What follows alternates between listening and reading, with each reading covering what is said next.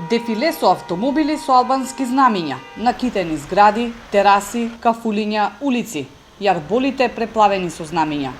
Тетово обоено во црвено-црно на големо го слави денот на албанското знаме. Ако до лани на јарболите низ центарот на Тетово барем на 2-3 места го имаше државното знаме, годинава го нема воопшто. Се вее само албанското знаме. Тетовци се поделени во своите мислења околу одбележувањето на денот. За некои погрешно е што го нема знамето на Република Македонија, за други не е. Државното знаме треба да го има.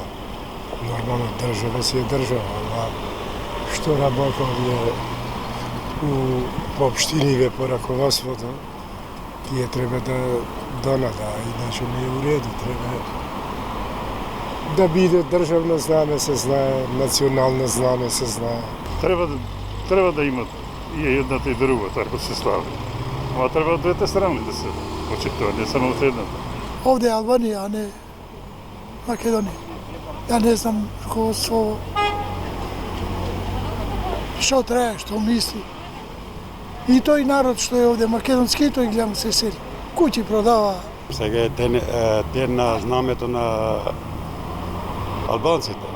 Сега и македонците не го слават. Тоа треба само знамето на албанците.